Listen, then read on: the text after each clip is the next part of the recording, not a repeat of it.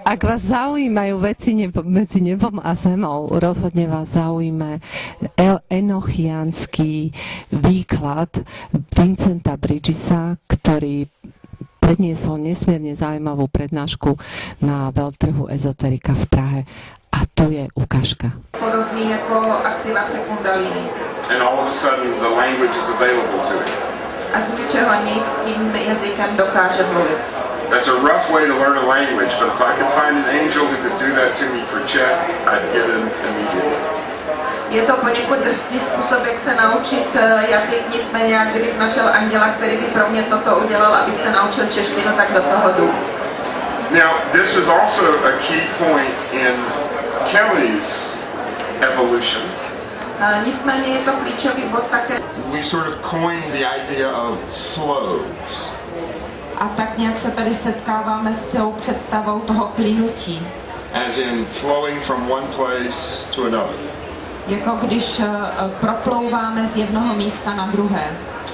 And the simplest flow is just that little spiral right there. A nejjednodušší plynutí, tok energie, je tady tohle písmeno. So you can take the idea of a single flow, which is the T here. Takže když si představíme ten jednoduchý tok energie, což je tady to T, and then you can analyze the entire alphabet in terms of these flows. Tak můžete analyzovat celou abecedu v podmínkách těchto energetických průtoků. And when we do that, we discover some very significant qualities. A když to takhle provedeme, tak najdeme velmi výrazné a významné energetické kvality. And the most important of those qualities is describing what mathematics calls transfinite or beyond. In other words, infinite sets embedded in other infinite sets is called transfinite algebra. A nejvýznamnější z nich je to, co se v matematice nazývá transfinální algebra, což je vlastně vnáření jednoho nekonečna do jiného nekonečna. The mathematics of this transfinite algebra has three axioms. Do matematiky téhle transfinální algebry přináleží 3 axiomy. And 6 specific expressions of those axioms. 6 specifických výrazů pro tyto axiomy. And that's as far as the mathematicians have gotten. A takhle daleko s tím došli zatím matematici. But you can not only find the 3 axioms in the Enochian alphabet. Nicméně v enochiánské abecedě najdete nejenom ty 3 axiomy. But you can find the 6 specific cases. Ale najdete i těch 6 specifických případů. And then there's 11 unknowns that we haven't yet reached in mathematics. A pak to přechází na úrovně, které jsou neznámé a kterých jsme v matematice zatím nedosáhli. And if you follow that analysis all the way through, a když projdete celou tuhle analýzu, you have a form of transfinite algebra that works across space, time. In other words, it's a universal descriptor of what makes up our universe. Tak dostanete tu transfinální algebru, která prochází jak časem a prostorem, čili jinými slovy je to ten nástroj, kterým je možné popsat vše, co se děje v našem vesmíru. And the theory is that beyond the 6 special cases, a podle teorie, kterou zatím máme, je, že to, co přesahuje těch 6 specifických příkladů, would be the mathematical expressions that turn energy into matter, back into energy, and form the foundation mathematically of our world. By byla matematická rovnice nebo vzorec, který popisuje přeměnu energie v hmoty, potom hmoty zpět v energii a v podstatě všechno, co se tedy děje tady v tom našem světě. Now, keep in mind that this kind of transfinite mathematics, this infinite set mathematics, a nezapomínejte, že tady ta transfinální matematika, čili sada nekonečných matematických výrazů, was only discovered and explicated in the last 20 years. byla objevena a nějakým způsobem objasněna teprve v průběhu posledních 20 let. But the only really good description in a symbolic sense of a mathematical form that was just discovered 20 years ago is the Enochian alphabet. Ale jediný skutečný popis těchto matematických termínů, které byly popsány teprve v těch posledních 20 letech, je právě ta forma té enochiánské abecedy. Now, that's the one idea I want you to kind of get your head around to start with. Tohle je tady taková idea, kterou jsem vám chtěl předat, abyste si ji podrželi hned ze začátku. The normal languages that we use, my bad English, my horrendous Czech, Latin, etc. Ty normální jazyky, které používáme, moje špatná angličtina, strašná čeština, latina a podobně. We use casually in a very local sense. Používáme každodenně, běžně v tom velmi nebo bez uvědomování toho, co děláme v takovém tom naprosto místním významu. But imagine being able to use a language that every word went from the transfinite infinities embedded in infinities to the very small of what's inside your DNA with no gaps. Ale představte si, že tady ta transfinální matematika nebo tento typ jazyka by vám umožňoval mluvit jazykem, který se rozvíjí až do nekonečna a potom zpátky koncentruje do velmi přesného a jasného významu. So that the simplest word or the simplest concept would echo or resonate all the way down to the very small and all the way out to infinity upon infinity. Rezonuje s naší DNA, čili každé slovo, které byste v tomto jazyce řekli, tak by dokázalo projít, zaznít až nejhlouběji v těch nejmenších prvcích, částicích, ale na druhé straně stejně rezonuje až v nekonečnu a v dalších nekonečnech. Now that would be a very powerful language. Tento jazyk by měl opravdu velkou moc. Just to be able to say a word and understand it would cause changes inside you and would cause changes in the world around you. Jenom to, že byste řekli nějaké slovo a rozuměli byste mu, by způsobilo změny jak ve vás samotných, tak změny ve všem, co je kolem v celém vesmíru. Now let me give you a small personal example. Já bych vám chtěl uvést malý osobní příklad. November 17, 17. prosince 1989 I was standing on top of a mountain in Sedona, Arizona called Bell Rock. 17. listopadu, omlouvám se, 1989 jsem byl na hoře, která se jmenuje Zvonová hora v Sedoně v Arizoně. And for the first time in 400 years, someone actually had the guts, cojones, whatever, to vibrate the whole Enochian system. A poprvé za úplně 400 let někdo měl tu odvahu nebo byl šílený dostatečně, aby vibroval ten enochiánský jazykový systém. Prostě řekl nahlas celý systém. So imagine, if you will, a big red rock shaped like a bell. Takže si představte velkou červenou skálu, která vypadá jako zvon. And there's this hippie in a white robe with a hood over his head up on top. A na jejím vrcholu sedí hippísák v bílém plášti s kapucí, kterou má přetaženou přes hlavu. Just vibrating away. A prostě dookola vyspěvuje, vibruje. So when I finished the system, finished all the calls and keys, když jsem prošel celým tím systémem, udělal všechny volání i klíče. I threw my hood back. Sundal jsem si tu kapuci. And there was a circle of Japanese tourists standing around.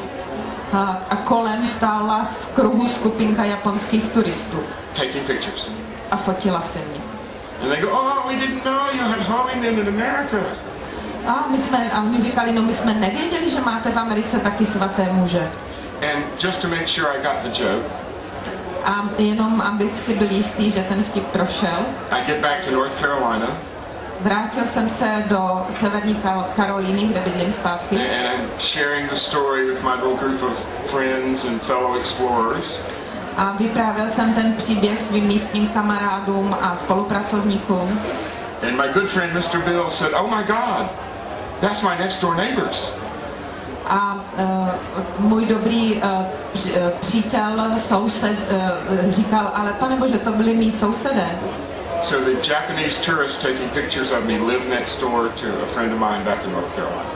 Takže ta skupinka japonských turistů, kteří si mě fotili, bydlí ve vedlejším domě, co můj přítel v Severní Karolíně. So that was just the universe going, okay, pay attention, pay attention. A to prostě mi vesmír jen říkala, teď dávej pozor, dávej pozor. So the whole week we were in Sedona doing this work. My jsme strávili v Sedoně celý týden a dělali jsme tuhle práci. We would come back to the hotel at night and turn the TV on. Vrátili jsme se do hotelu, já jsem si zapnul televizi. And there was all this amazing stuff going on behind the Iron Curtain. It was falling down. A za železnou oponou se děly všechny ty úžasné věci. Ta zeď padala. And of course, everyone here knows what November 17th, 1989 is, right? A všichni tady samozřejmě ví, co se stalo 17. listopadu 1989. So there is some weird connection. Tak je tady takové podivné spojení. Doing Enochian for the first time in 400 years and the Velvet Revolution. Když se poprvé za 400 let provede enochiánština, tak je tady sametová revoluce. So yeah, be careful. I'm sorry, I'll keep this. It's fine. Passing water. Tady berem o vodu. So there is some weird connection, and there is some going from way inside to way outside, and things shift. Sometimes a little bit, sometimes a lot. Takže je to takové podivné spojení toho, jak se věci dějí uvnitř a dějí vně, jak dochází k posunům v čase, v prostoru.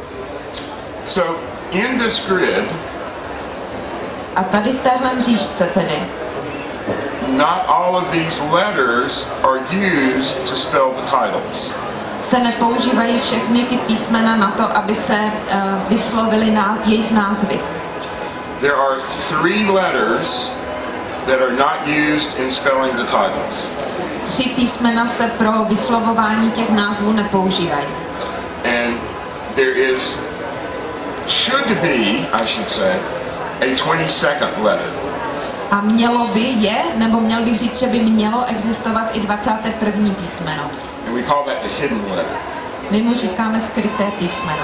And here we get the simulated value of the Greek theta or the Hebrew tau.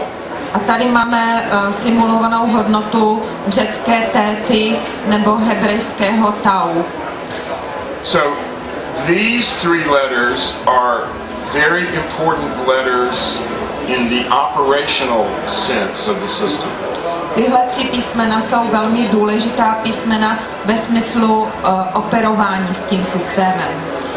And just in the last few months, by doing analysis, mathematical analysis of the shapes of the letters, a teprve v posledních 3 měsících, když jsme dělali matematickou analýzu tvaru těch písmen, we've actually been able to logically deduce the real Enochian shape of the hidden letter.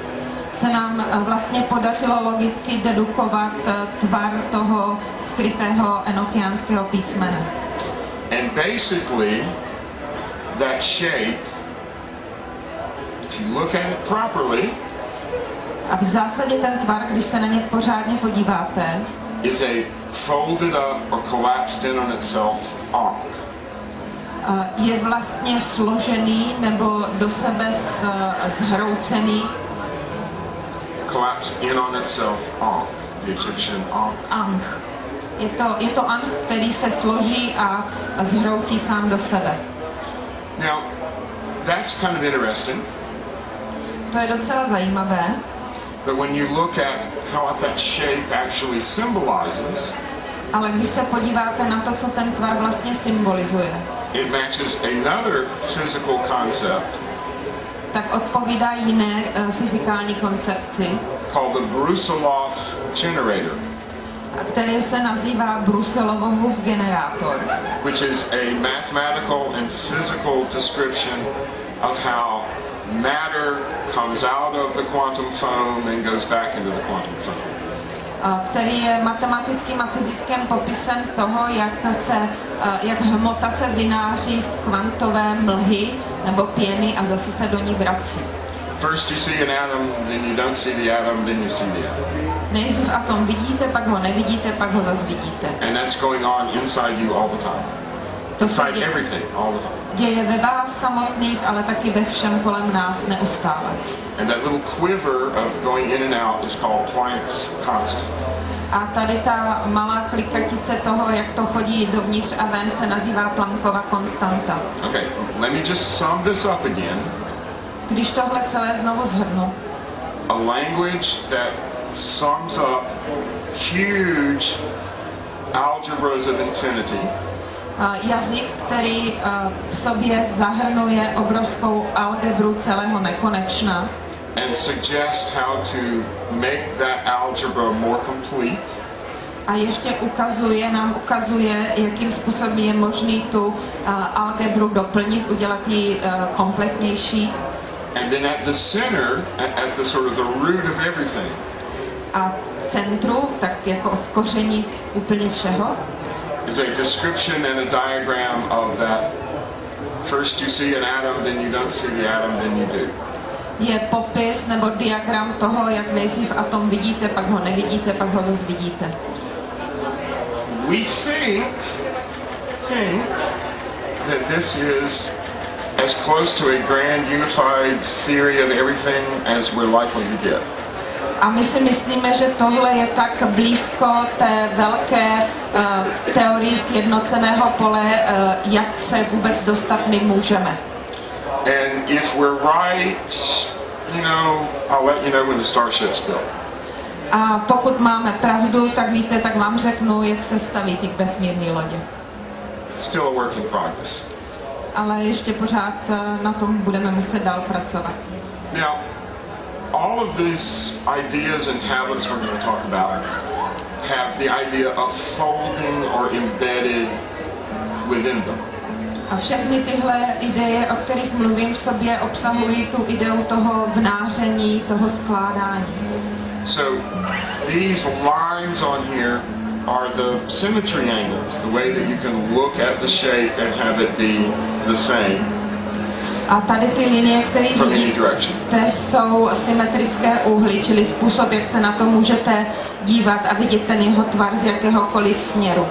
So that we can fold these letters into each other. A tak se nám daří ty písmena skládat jedno do druhého. And when we're through, we'll get something that looks like a pyramid. Když to všechno provedeme, tak dostaneme tvar, který vypadá jako pyramida. If you can see that center diamond there. Vidíte tady ten ústřední kosoštverec? That's the top of the pyramid. To je vrchol pyramidy. And then you fold everything else up until that letter, that letter, that letter, and that letter are the bottom of the pyramid. A když to celé rozložíte až tady po ta písmena, které ukázal, tak dostanete ty úhly, ty strany té pyramidy. Now, a pyramid on a pyramid is called an octahedron because it has 8 sides. Pyramida na pyramidě se nazývá oktaedr, protože má 8 stran. And it's one of the basic platonic solids. A patří k těm základním platonským tělesům. This is a tetrahedron. Tohle je 4stěn. Octahedron. Tohle je 8stěn. Cube. Tohle je krychle. Okay. This is really interesting. You see these letters here? No a to je opravdu zajímavé. Vidíte tady ty písmena uprostřed? Those are your 4 spin directions. Tohle jsou vlastně směry 4 otáček, 4 směrů víření. If you take a piece of pyramid-shaped crystal, pokud si vezmete kousek krystalu, který má tvar pyramidy, turn it upside down so the point of the pyramid is right there. A otočíte ho vzhůru nohama, tak ten vrchol pyramidy bude přesně tady. Then look down through it. A když se podíváte dolů skrz něj, and the octahedron becomes a four-dimensional octahedron. stává se z toho osmistěnu čtyřdimenzionální osmistěn. So, not only visually, but mathematically, this is starting physical and getting more and more metaphysical. Takže nejenom matematicky, ale i vizuálně je to něco, co začíná na fyzické úrovni, ale dostává se dál a dál do metafyzické. And this is the Hebrew cube of space. Tohle je hebrejská krychle prostoru. With the theta in the center, if you're thinking Enochian. S tétou uprostřed, pokud to bereme z toho hlediska enochiánštiny. So we go from, again, tetrahedron, takže zase přecházíme ze čtyřstěnu, octahedron, osmistěnu, hyperoctahedron, hyperosmistěnu, four-dimensional figure, což je to the čtyřdimenzionální cube, tvar do krychle, to the hypercube. a do hyperkrychle. Okay?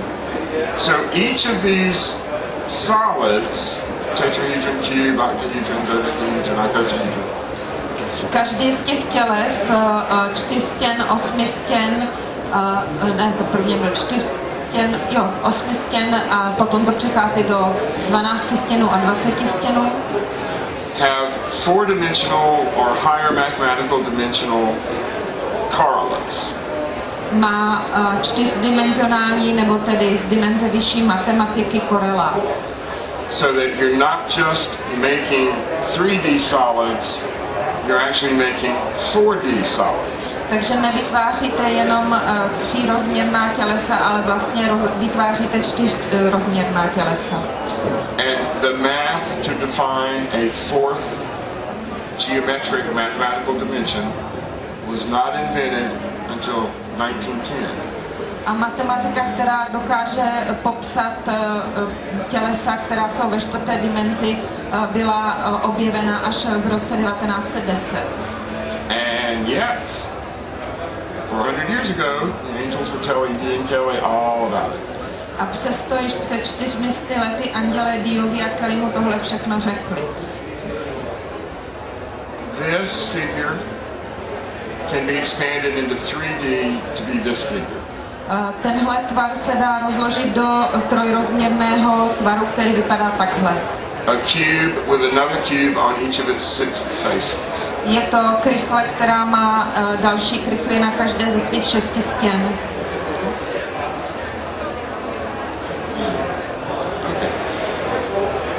Now, this hypercube becomes very important A tahle hyperkostka je velmi důležitá, because of the concept from Revelation of the New Jerusalem. z důvodu koncepce odhalení Nového Jeruzaléma. The concept of Jerusalem physical on earth. A je to koncepce Jeruzaléma, který je fyzicky na zemi. St. John saw the cosmic Jerusalem enclosing it. A svatý Jan viděl, jak ten kosmický Jeruzalém ho do sebe obsáhne, uzavře. And you end up with a cube inside a cube. A končíme, nebo dostaneme se zase k té krychli, která je uvnitř jiné krychle. Now this idea of the cube within the cube is this structure of our solar system, structure of our reality, and again the great promise of, I don't know, heaven on earth, evolution, transformation.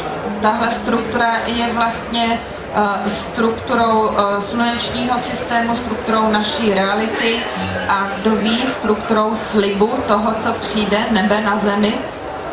So very important concept. Čili je to velmi důležitý koncept. Now, this is called the Holy Table. Tohle se nazývá svatá deska. Now, the angels before Dee and Kelly left England were very concerned with furniture. Andělé předtím, než Diakely odjeli z Anglie, si dělali velké starosti s nábytkem. Tables and altars. Všechny ty stoly a oltáře. And the idea was that the holy table would be the foundation stone. A ta idea zatím byla taková, že tady ta posvátná deska, ten posvátný stolek se 4 kameny, in which you would put your filter and your crystal ball. Do kterého se vkládá ten filtr a tu křišťálovou kouli. So you could communicate. Je potřebný proto, aby bylo možné komunikovat. So the holy table is this sort of foundation stone.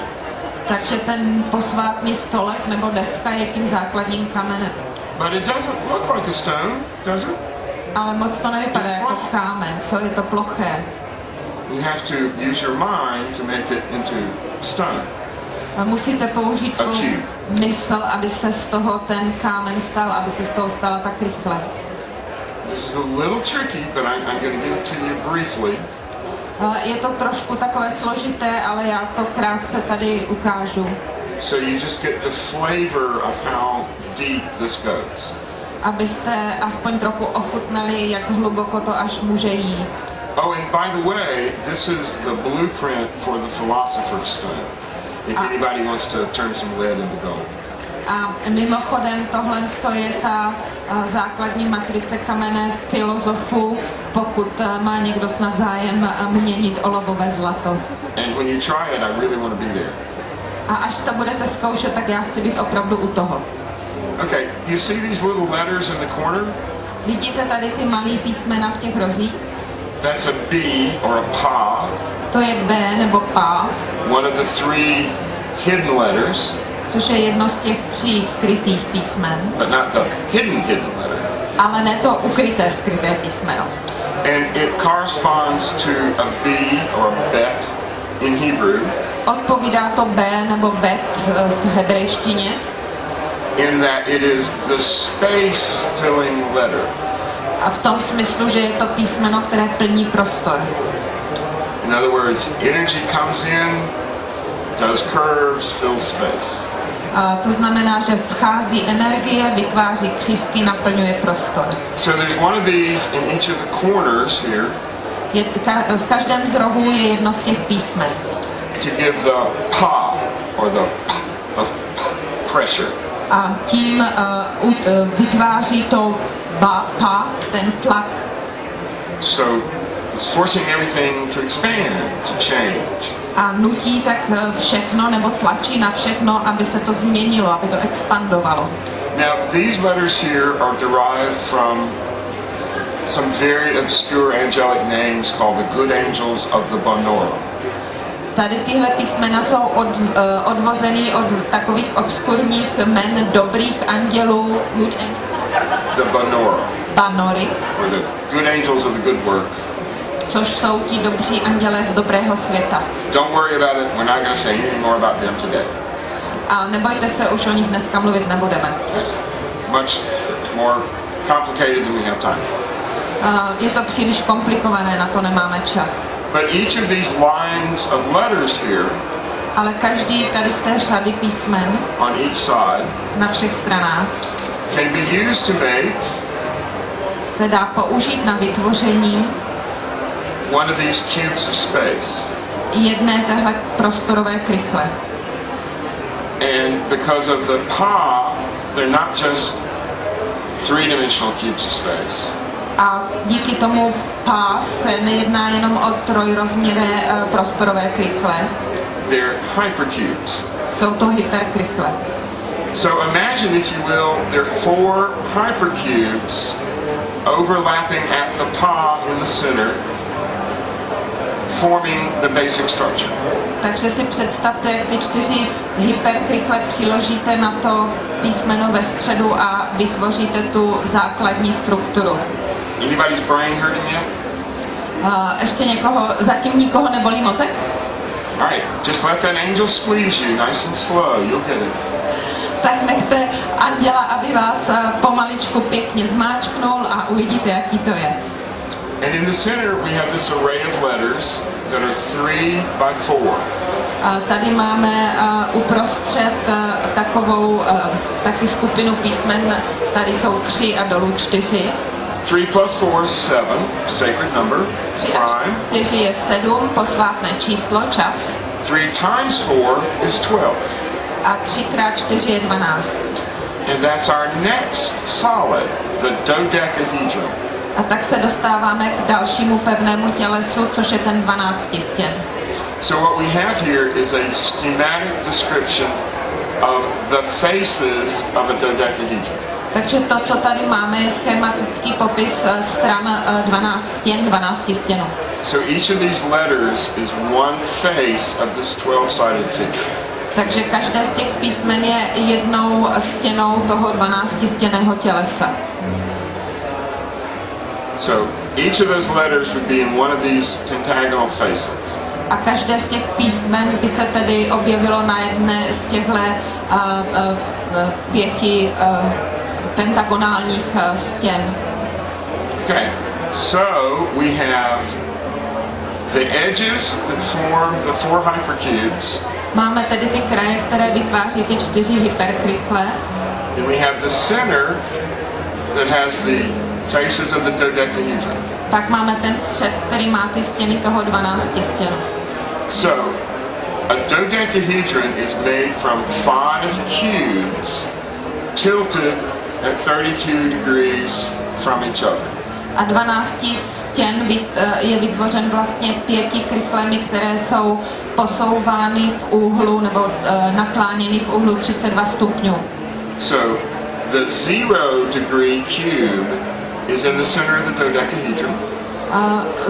Krychle pod úhlem 0 stupňů je v centru 12 stěnů. And the other 4 hypercubes are tilted against it. A další 4 hyperkrychle jsou posunuty vůči ní. So that you have a hyperdimensional figure. Takže máte takové hyperdimenzionální těleso, That's constantly coming in and out of existence. které neustále vychází ven z existence a zpět se do ní vrací. And the only thing stable is this dodecahedron that's formed in the center. A jediná věc, která je tam stabilní, je ten 12 stěn, který vytváří ten střed. But it's always turning, A ten se stále otáčí, so that all we're doing is taking a snapshot. takže to pořád vypadá, jako kdyby dělal momentku, fotografii momentky. So that we can say, okay, this is the snapshot, and now we can analyze the structure. Takže můžeme říct, že vždycky tam vznikne ta momentka a teď můžeme analyzovat tu celou strukturu. Is all that clear? Je to všechno jasný?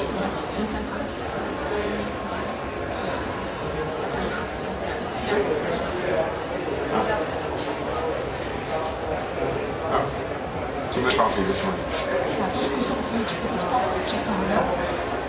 Okay, so we have this really kind of amazing image, Takže máme teďka na ten úžasný obraz and it's really very simple. a je to opravdu jednoduché. And we paint this in gold letters on a tabletop. Nakreslíme si to zlatými písmeny na povrch toho stolu. And if we know what we're doing, that diagram in our mind expands into this constantly changing, turning figure. A když víme, co děláme, tak tento diagram se nám promění v obraz, který se neustále mění. So if you pay close attention, you now know what philosopher's stone is. Takže jestli jste dávali dobrý pozor, tak teď víte přesně, co je kámen filozofů. Okay. Keep in mind that if you're going back and forth across Planck's constant, recreating the atom constantly, Uvědomíte si, že pokud stále dokola vytváříte tu Planckovu konstantu, then all you have to do is just shift the angle slightly, že co je potřeba, je pouze maličko naklonit teda ten sklon, and that atom of lead is an atom of gold. Louder. Jo, takhle, slyšíte mě takhle? Jo. Gotta really project. Okay. Now we're going to move on from that. tak nyní se posuneme dál. And one of the furniture or the physical objects that the angels were really concerned with giving Dee and Kelly. Jedna z těch věcí, z těch fyzických nebo z toho nábytku, co opravdu andělé Deemu a Kellymu chtěli předat, was the magic ring. byl magický prsten. Okay, we think of magic rings in the terms of Lord of the Rings or fairy tales. My o tomto magickém prstenu smýšlíme jako prstenu, který znáte z filmu Pána prstenů. But this is a magic ring that is magic scientifically. Ale toto je kouzelný prsten, který je magický vědecky. In other words, just having the ring doesn't mean you're going to turn invisible or be able to command dragons or whatever. Jenom to, že máte ten prsten, neznamená, že budete schopni se proměnit v neviditelného nebo budete moci ovládat draky. That's the common kind of magic ring. To je ta obyčejná magie. This ring, if you know what it means and you're able to make it, allows you to communicate faster than the speed of light.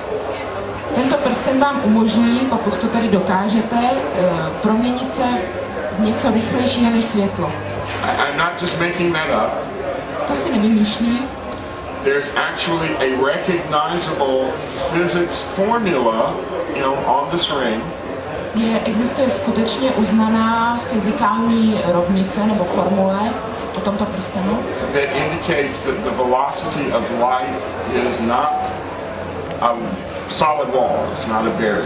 Která ukazuje, že rychlost světla skutečně není nic pevného, žádná pevná zeď. It's a permeable membrane. It's something that can easily be passed through, going faster, passed through, going slower. Je to propustná membrána, skrze kterou se dá vnikat tam i zpět. Okay, so you have this little model of the universe. Takže tohle je takový malinký model vesmíru. Your philosopher's stone. Kámen filozofů. And you've got the little ring that allows you to talk faster than the speed of light. A máte celý mozek na to, abyste mohli se pohybovat rychleji než světlo. So what are we going to do with it? Tak co s tím tedy uděláme? Before we can complete this set, this operation, Když se nám podaří dokončit tuto operaci, we have to take the center of the table and the whole table itself. Potřebujeme vzít centrum tohoto stolu, střed toho stolu, nebo celý ten set těch znaků. Manipulate it. A manipulovat je tak. Fold it, etc. Převracet a podobně. And make a talisman that works with our physical body. A vytvořit z nich talisman, který funguje s naším fyzickým tělem. So that our physical body is in resonance or in harmony with our philosopher's stone. Tak, aby naše tělo bylo v harmonii, v rezonanci s tím kamenem filozofů. Now, these pages are from my book, The Ophanic Revelation. Tyto stránky jsou z mé knihy Ofanické odhalení, available from lulu.com. kterou můžete získat na lulu.com. Both as electronic and if you want a real paper copy, they'll send you one. Mám papírové kopie, nebo je možno i v elektronické formě získat. So I'm not going to really glaze you over by going much deeper into this. Takže vás nechci zahltit tím, že bych šel do větší hloubky. Let's just say that the mathematics of how you rearrange the table into the Raman. Jenom vám řeknu, že matematika toho, jak přizpůsobit tu desku sobě samým, involves Penrose tiling. Obsahuje Penrose tiles, to jsou a mathematical form that was invented in the 50s. Matematická forma, která byla vynalezena v 1950s. Roku 1950. Again, where did they get it 400 years ago? No, the angels must have told them. Ale znovu se vraťme k období před 400 lety. Okay, so thank you very much. So again, we've got our Philosopher's Stone, we've got our magic ring that allows us to talk faster than the speed of light, and we now have this breastplate that allows us to be in harmony with our Philosopher's Stone.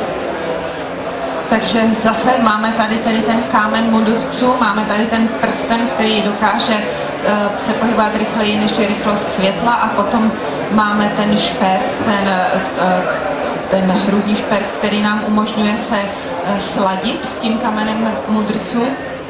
So we need one more piece of equipment before we're ready to rock. A budeme tedy potřebovat ještě jeden kus zařízení předtím, než se do toho budeme moct pustit. And that is the seal of truth. A tím zařízením je pečeť pravdy. Now, this is a template or a filter.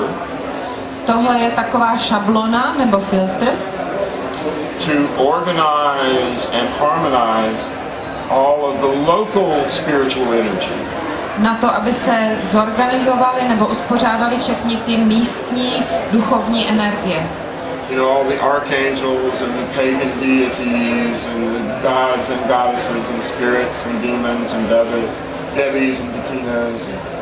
Prostě ty archandělé, místní bohové, bohyně, bohové, démoni, andělé, dobří duchové, špatní duchové.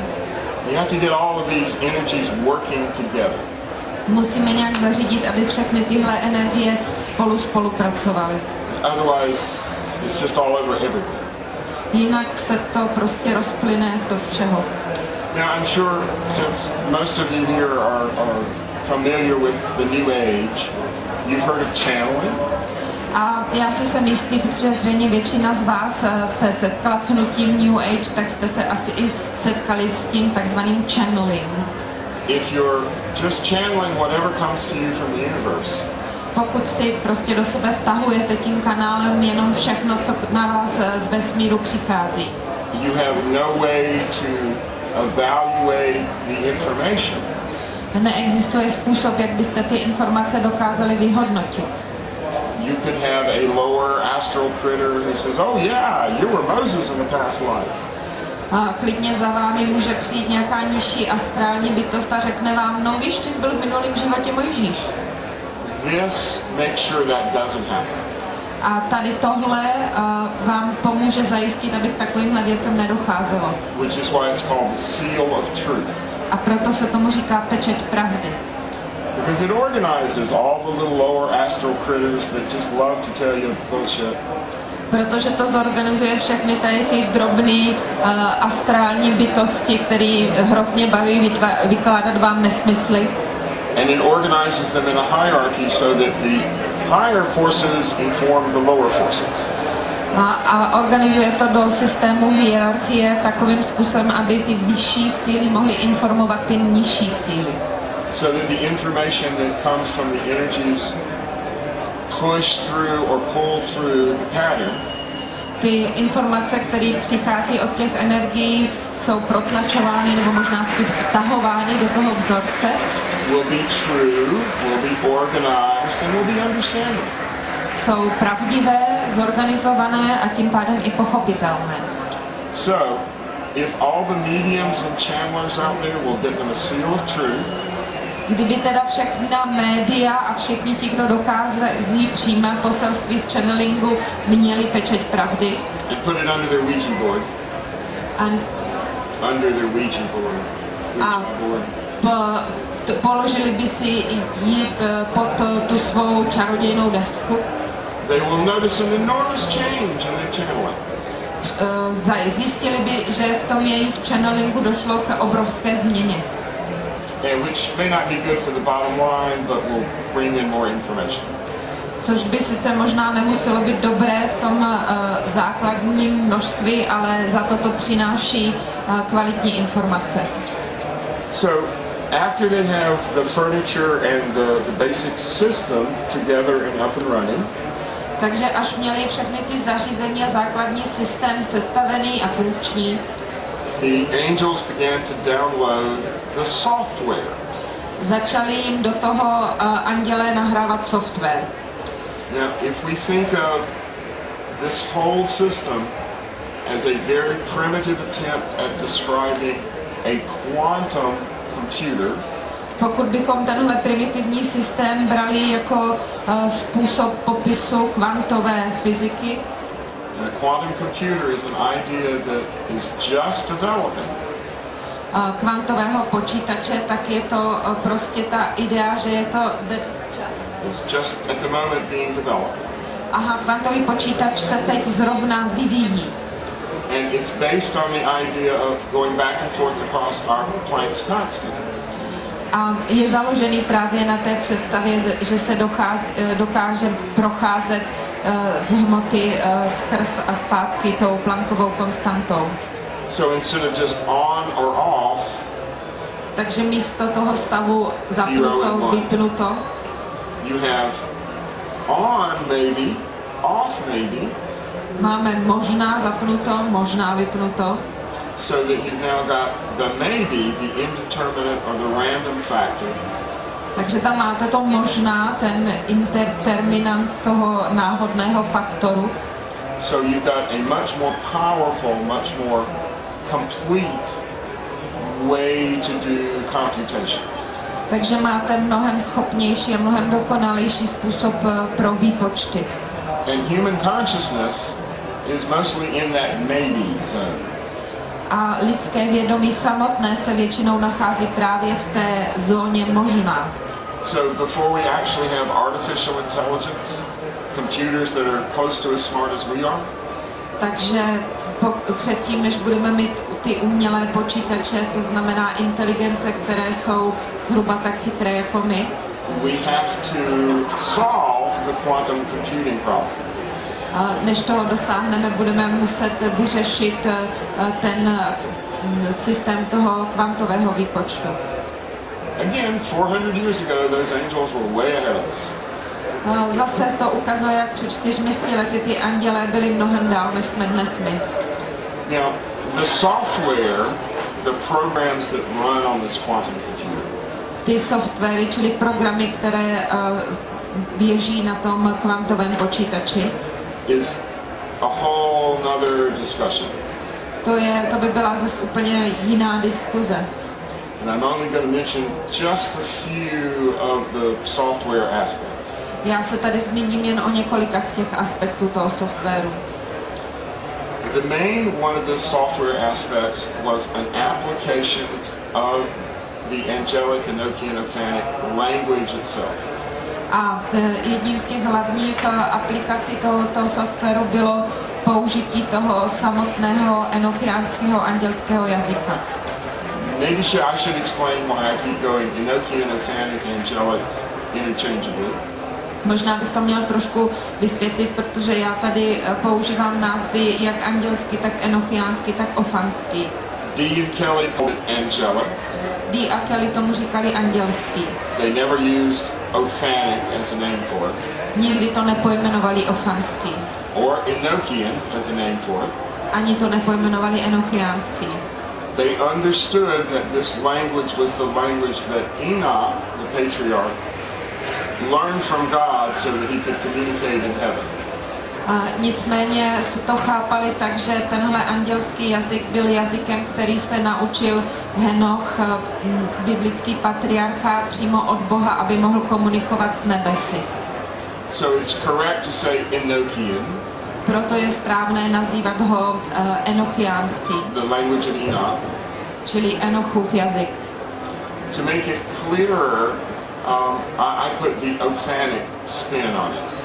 A aby to bylo ještě jasnější, já tomu přidávám tu další otočku toho ofanského. The ophanim are the group or hierarchy of angels that seems to be in charge of the communication.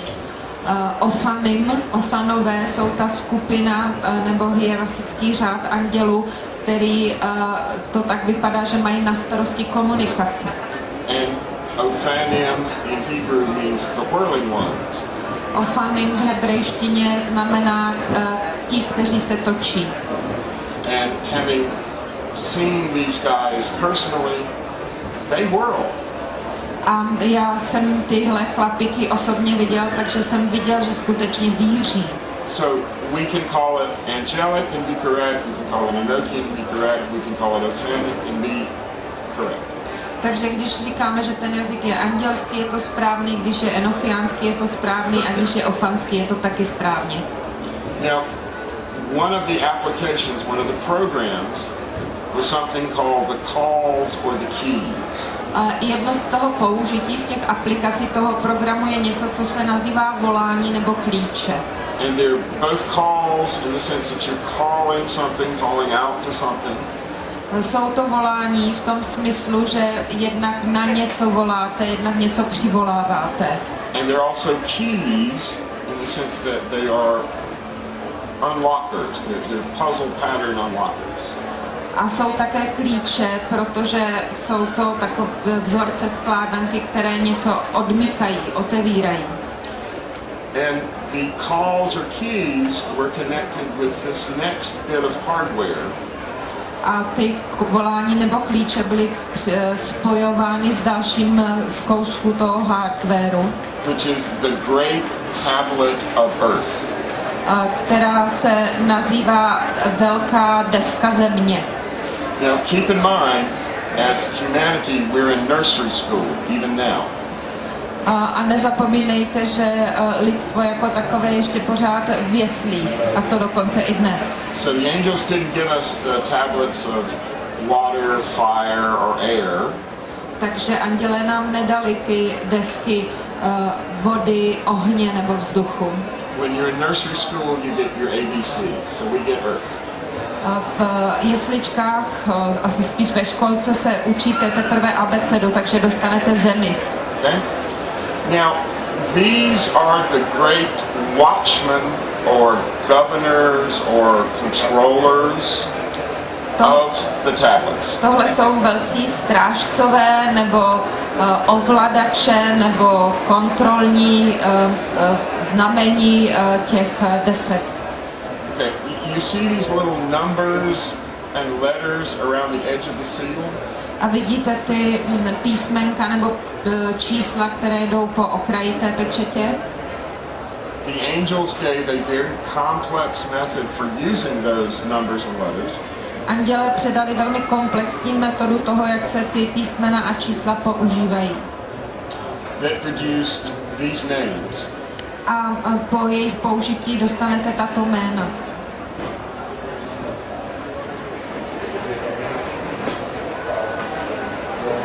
And the images are clues to how you manipulate outside of the seal.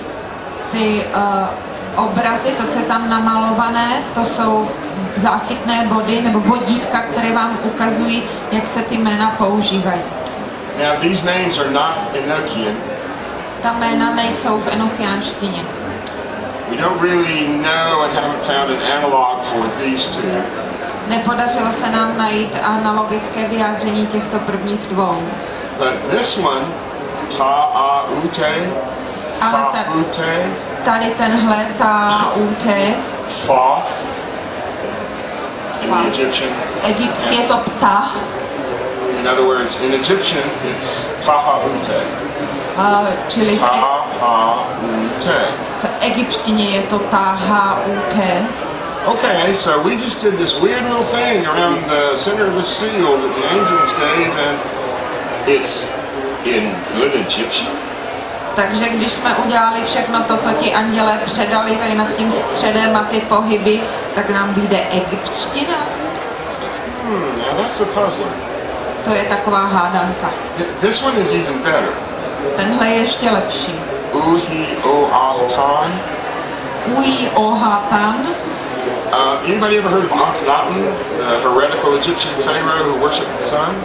Už jste někdo slyšeli o Achnatonovi, tom odpadlickém egyptském faraonovi, který vzýval slunce? There's a phrase in his royal cartouche and in all the hymns to the sun.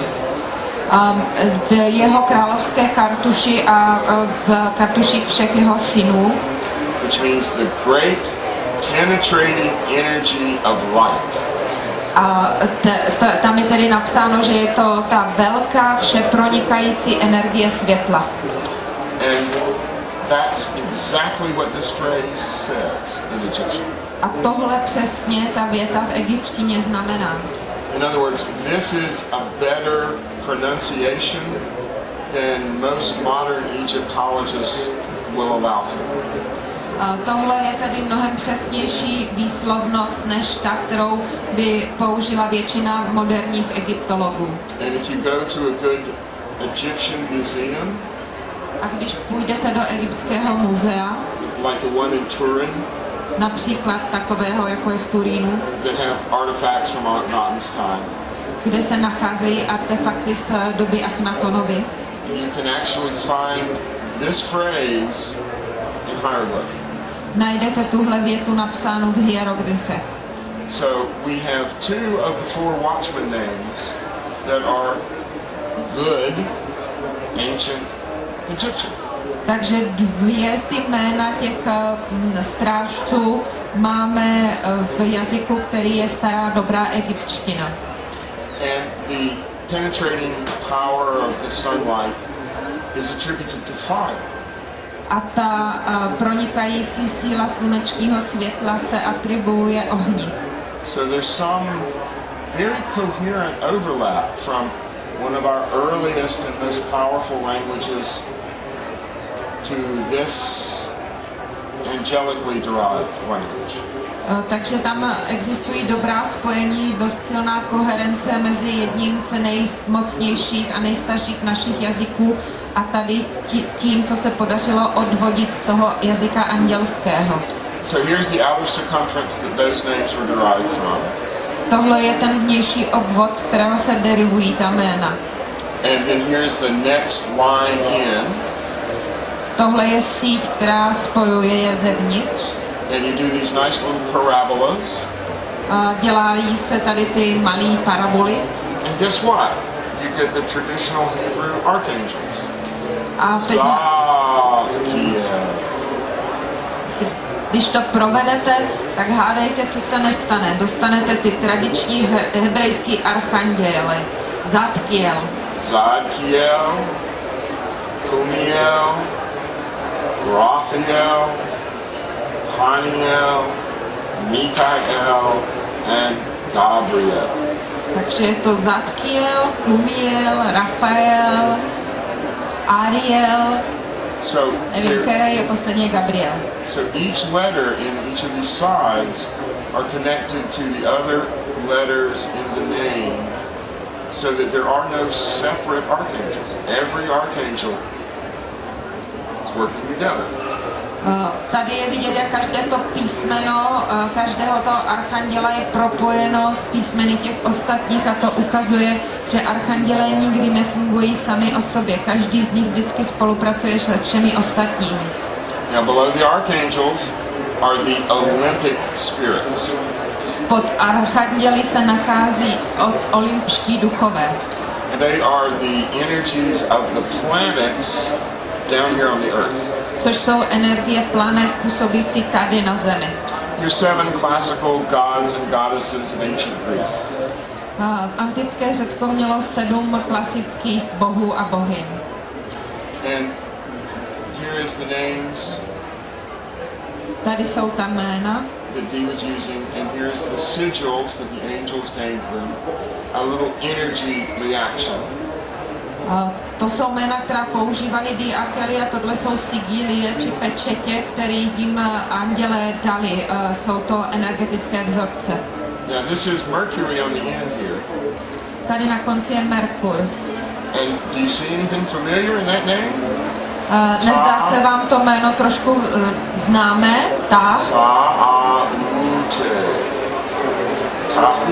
Taute.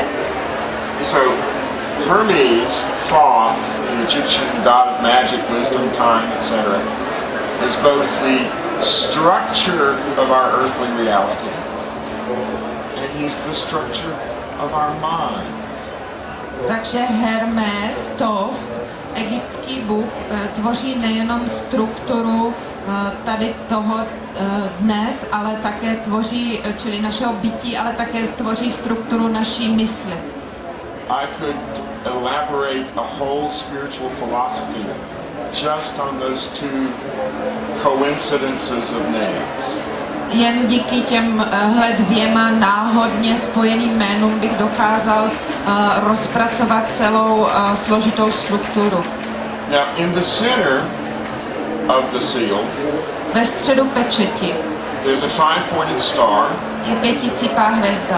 And we'll get to talking about five-pointed stars here real soon. A o pěticípých hvězdách budeme ještě mluvit hodně brzy. And in the center is the angel of the moon.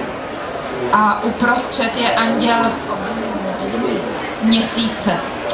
Now, this leads some people to think that all of the angelic stuff is from the lunar level. Proto si někteří lidé myslí, že všechny ty věci, které se týkají andělu, pochází z lunární úrovně. But that's a misunderstanding of what the system is actually saying. Nicméně je to nepochopení toho, co ten systém vlastně říká. Turns out that the orbit of the moon is very important. Ono to jen ukazuje, že orbita měsíce je velmi důležitá.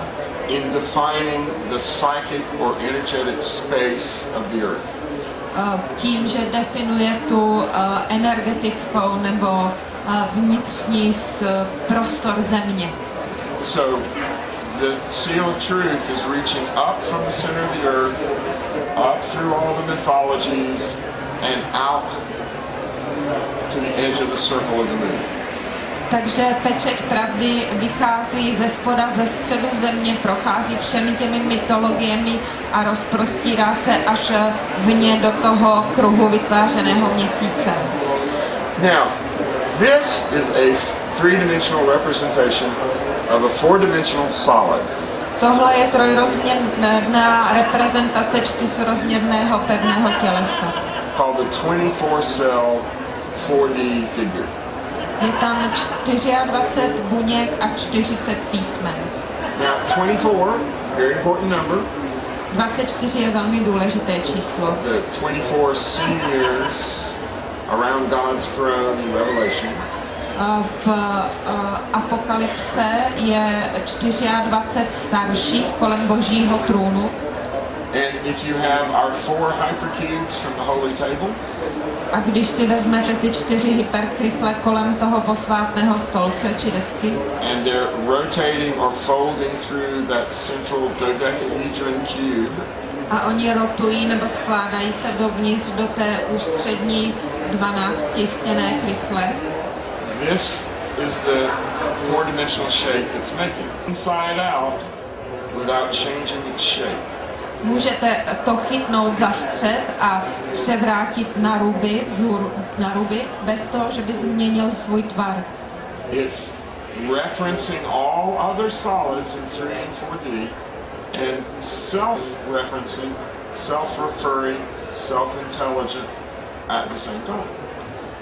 Je referencí všech pevných, trojrozměrných i čtyřrozměrných těles a zároveň se vztahuje samo k sobě a ke všemu v čase a prostoru.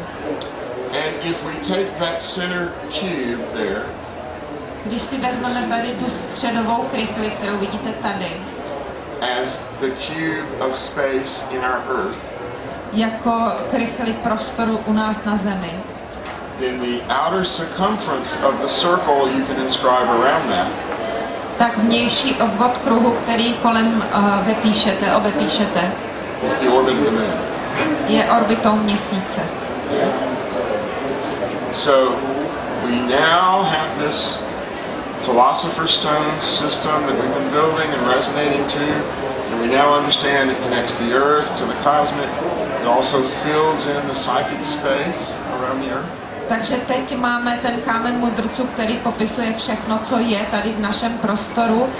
Máme i ten systém, který umožňuje to vztáhnout až k orbitě měsíce a naplnit tou duchovní energií našeho vesmíru. So we've got our circuitry and our CPU of our quantum computer Takže máme obvody i CPU našeho kvantového počítače. And now we need to plug in some microprocessors.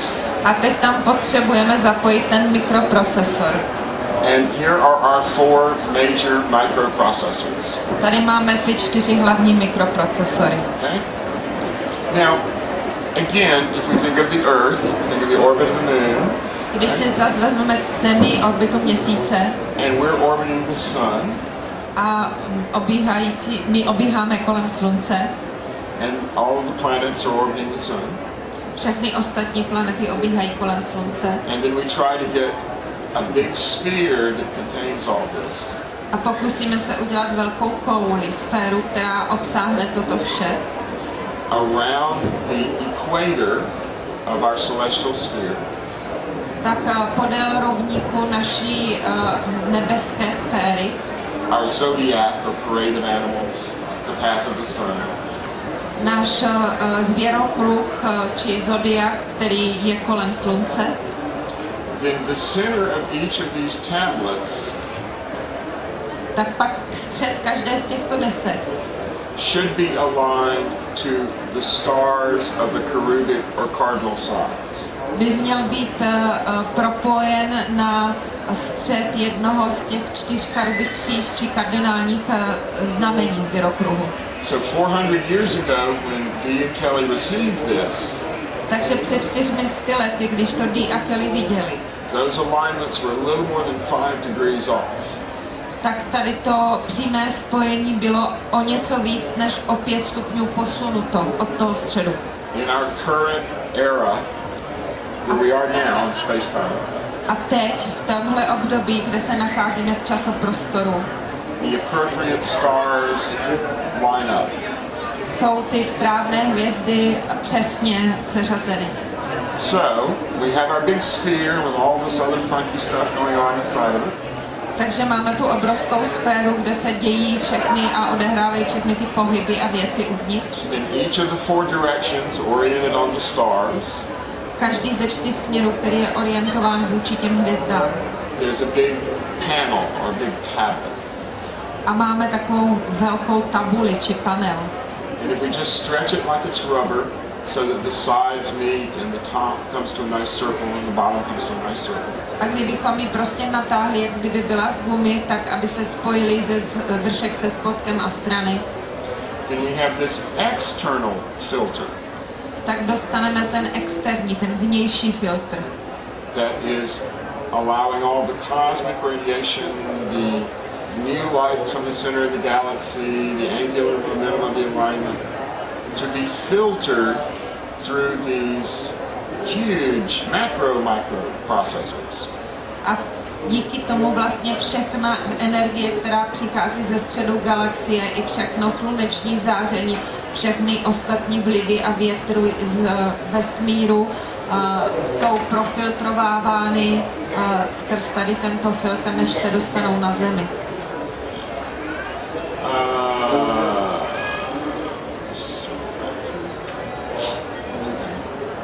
Tímto makroprocesorem. I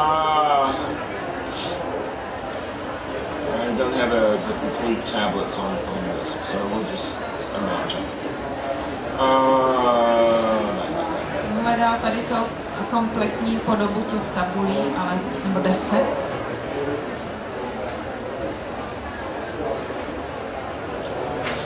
Okay, each of these tablets has 4 quadrants.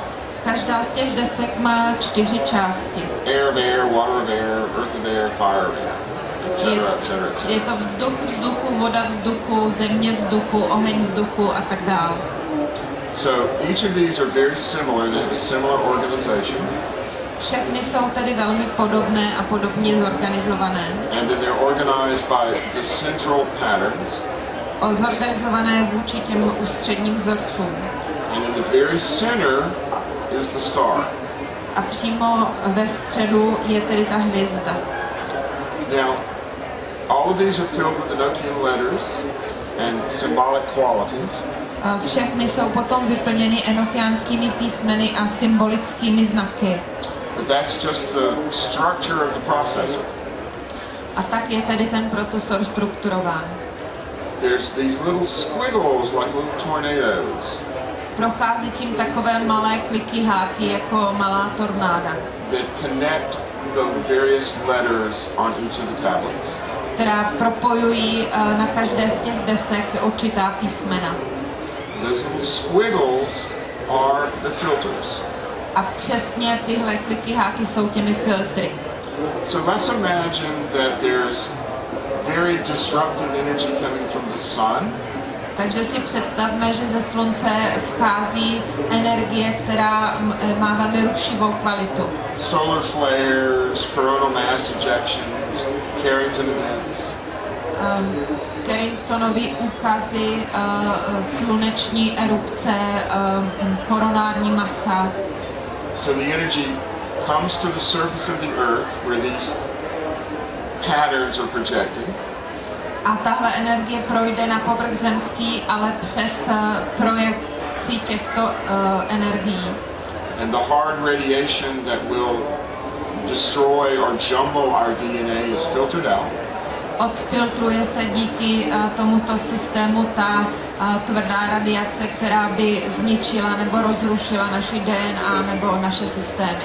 And only the right frequency of energy to help us evolve makes it to the surface of the planet. A na povrch planety dosáhne jenom správná frekvence energie, která nám umožní se dále rozvíjet. That's how we're going to survive, if we survive over the next decade or so. A takhle bychom asi přežili, pokud se nám podaří přežít těch následujících asi 10 let. So let's just jump back a little bit. I see a lot of glazed faces, so let's just take a deep breath. Takže teď udělám zas krok zpátky, protože tady vidím spoustu udivených obličejů, tak se pořádně nadechněme. If there really is higher intelligence in our DNA and in the broader universe, pokud skutečně jak v naší DNA, tak ve velkém vesmíru existuje vyšší inteligence, then the fact that monkeys like us tak už ten fakt, že opice jako my have evolved to the point that we're actually beginning to be intelligent, které se rozvinuly až do bodu, kdy skutečně začínají být inteligentní, might be so rare in the universe jsou možná ve vesmíru tak vzácné, that our DNA itself has figured out a way to preserve us. že sama naše DNA vynalezla způsob, jak nás zachovat. And evolve those who, like Kelly, can get squeezed. A aby se rozvinuli dál ti, kteří podobně jako Kelly, které podobně jako Kellyho je možné zmáčknout. So, if you first start with the idea that our DNA is intelligent, and that intelligence is all pervasive, Pokud tedy vyjdeme z představy, že naše DNA je inteligentní a tahle inteligence proniká vším. and as I've shown, this intelligence was so much smarter than the people it was talking to.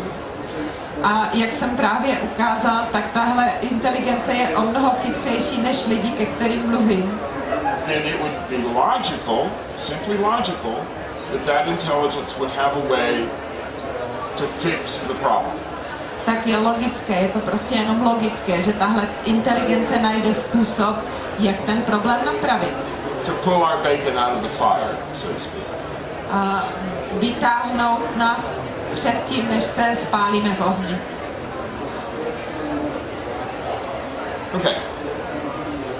Okay, everybody's looking a little better. Okay, breathe. Tak už všichni vypadáte trošku líp, tak se zase nadechněte. Now, what we're really talking about here is something that has to happen as a larger group. To, o čem tady celou tu dobu mluvím, je věc, kterou je potřeba provést v poměrně velké skupině. It's not just enough that one person knows all of this and sits at home and vibrates, oh well, so neuf. That's not good enough. Nestačí, když to bude znát jeden člověk, bude si sedět doma a vibrovat všechny na ta jména. We need the mass of people who can at least follow the idea. Potřebujeme větší skupinu lidí, která aspoň bude chápat tu ideu. and put their energetic know-how, whatever that is, wherever it comes from, put their energetic know-how into the project. A do toho projektu vloží své energetické know-how a je úplně jedno, jaké přesně to je ta jejich energie. And that's our lever. A to je naše páka. We need a fulcrum. We need the place to be that will make the lever work. Pak potřebujeme to těžiště, to místo, ve kterém se budeme nacházet, aby ta páka fungovala. And as Archimedes said, give me a long enough lever and a place to stand and I'll move the world. A jak říkal Archimedes, dejte mi dost dlouhou páku a místo, kam se můžu opřít a já pohnu světem. Okay? Same principle. Je to stejný princip. So what we're looking for is enough people who understand it, and then the people who are called to actually kind of try their hand at the energetics, the magic part of it. Takže my vlastně hledáme skupinu lidí, dostatečně velkou skupinu lidí, která tomu bude rozumět, a těch pár lidí, kteří budou ochotní studovat tu energetickou kvalitu toho celého. And then we're looking for the people out of that group who really can take that next step. A pak ještě hledáme i z téhle skupiny ty lidi, kteří budou schopni podniknout ten následný krok. Not just learning the concepts, but internalizing the language. Nejenom se tu koncepci naučit, ale zvnitřnit ji jako svůj jazyk. And then leading up to our, I don't know, self-designated important moment of December 21st, 2012. A pak, což nás přivádí k tomu našemu samoseoznamujícímu jasnému bodu 21. prosince 2012. We can get these filters in place. Tak s skupinou lidí nám podaří postavit ty filtry na správná místa. Okay? So there's a little bit of a time limit, there's a little bit of a pressure, you might say. Je to tedy trošku časově omezené, jsme tady trošku pod tlakem. Like we're all getting squeezed. Ale zmáčkne nás to všechny. Okay? And the ones who resonate, it's time to step up and say, okay, I want to do this. Takže ti, kterým to nějak zazní, tak myslím, že je na čase, aby se přihlásili a řekli, dobrý, já jdu do toho. So we don't have Rudolph II, and we don't have rulers to go say, okay, the world is ending, let's get busy. Nemáme tedy Rudolfa II., nemáme ty vládce, kteří by na nás zakřičeli, no, svět je v nebezpečí, tak pojďte do práce. But it's still the same old apocalyptic missionary journey it was 400 years ago. Nicméně jsme ještě pořád na té stejné cestě toho s tím apokalyptickým poselstvím, na níž jsme se nacházeli před 400 lety. And Prague is one of those fulcrum points. A Praha je jedním z těch míst, kde se to udělat dá. 1,000 years of geomancy, work, magic comes together at this point in time. Tenhle okamžik v čase se spojuje těch 1000 let geomantické a magické práce, která zde byla prováděna. And it's not, okay, the ruler is going to declare. A není to tak, že by jsme mohli říct, že vládce řekne kde. Au contraire, democracy and individual responsibility is the key to the next wave of evolution. Spíš kdo. A je to naopak, je to demokracie a vnitřní rozhodnutí každého, který umožní ten další krok v evoluci. You all have to choose whether you want to evolve, devolve, or just die out.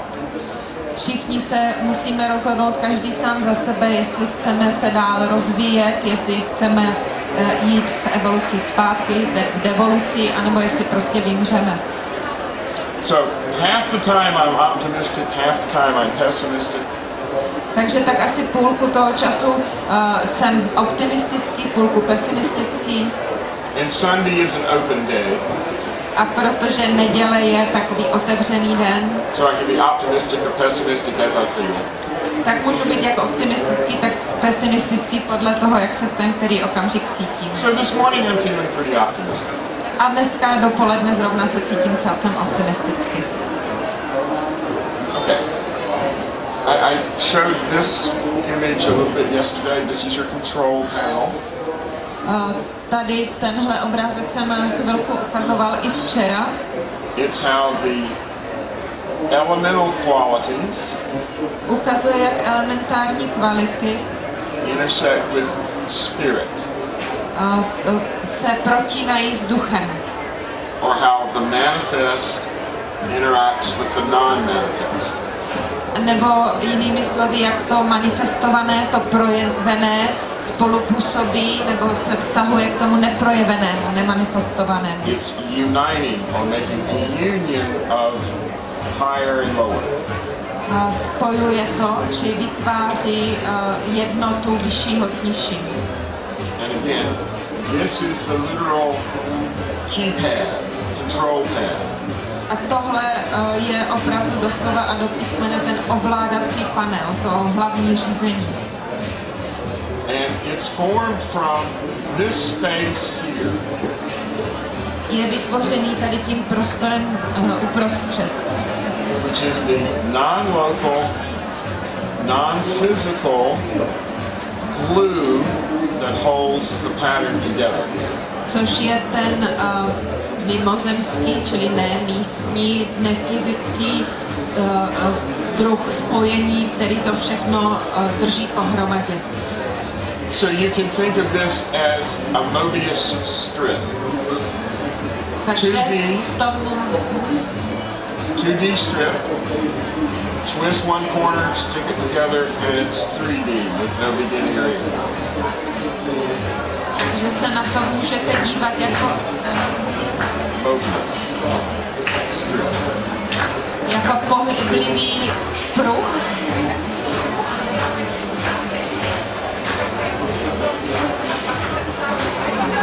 Čili je to pruh, který když se přetočí a spojí, tak vlastně vytvoří nekonečno a otáčí se stále do nekonečna. Já neznám ten správný český název. Omlouvám se. All right, I thought I was at a Grateful Dead concert for a moment. Je okamžik na taneček. Okay, there's a Mobius strip this way and there's a Mobius strip this way. Čili jeden z těch nekonečných pruhů jde tímhle směrem a jeden tímhle. No beginning, no end. Nemá začátek ani konec. You start at any point and get back to that point without having to actually change. A když se začne v jednom bodě, tak se dostanete zpátky do toho stejného bez toho, že byste museli změnit směr nebo něco. So we're manipulating our reality, we're getting our things up, and now we want to actually talk to the galaxy. We want to plug in our modem and talk to the rest of the higher intelligences in the galaxy. Takže měníme a manipulujeme se vším, s celou svou realitou, nicméně teď bychom chtěli mluvit s galaxií, teď bychom se chtěli zapojit do systému a promluvit si. And this, which is the seal of Nalvaj, a tohle, což je ta pečeť Nalvaj, given to Dee and Kelly here in Prague, kterou Dee a Kelly dostali tady v Praze, that opens the communication faster than light channel to the other galactic standard DNA-based intelligences in the universe. Otvírá komunikaci, která je rychlejší než rychlost světla se všemi těmi inteligentními bytostmi, které se soustředují kolem centra naší galaxie. This can be folded and manipulated to create the 24-cell 4D solid we looked at earlier.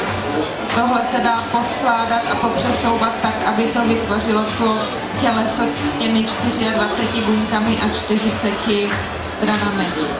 Okay, I'm getting a little annoyed at having to struggle with all the stuff out there. Začínám být mírně otrávený tím, jak tady musím přežvávat a soustředovat přes všechny ten hnut okolo. And actually vibrating in this kind of really chaotic atmosphere is just not possible. Takže to, abych vám skutečně předvedl to vibrování, to zpívání tady v tomhle druhu atmosféry opravdu není možné. So we might just take our last few minutes to see if anybody's got any questions that I might be able to answer. Takže možná těch pár posledních minut bych spíš využil jenom na to, jestli třeba někdo z vás má nějaký dotazy k tomu. Without doing another 2-hour lecture. Bez toho tedy, ale abychom pokračovali s další 2hodinovou přednáškou. All right.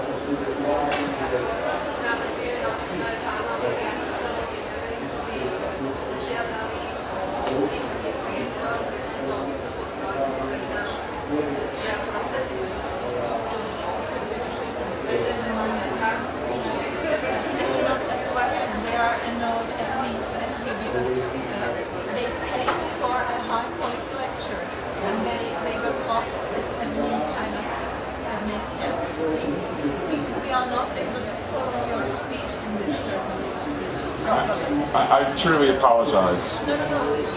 She is going to complain to the director because this is not. It's not going to do us any good at the moment, but yes, please say something about how.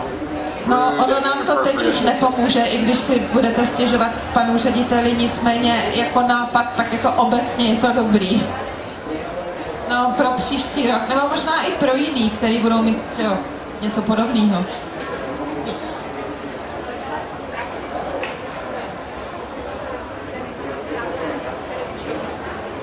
Ale já jsem teda slyšela, že Lidianka se ptala, kdybychom se ten enochiánský jazyk chtěli prakticky učit, někdo tady z nás, existuje způsob, jak se jej naučit?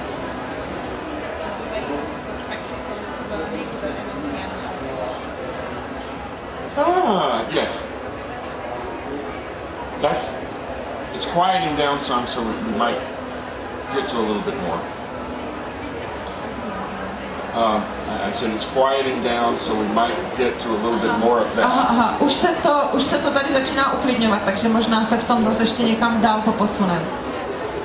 Basically, learn the letters. V zásadě je to tak, že se musíte naučit ty písmena. And then from the letters you can advance to doing more entertaining things. A až budete znát ty písmena, tak může se pokročit dál k té zábavnější části. And when you get to the point that you are moderately proficient in how to say it. A až se dostanete do bodu, kdy budete tak středně dobří v tom jejich vyslovování, then that's when you begin to work it into your spiritual magical practice.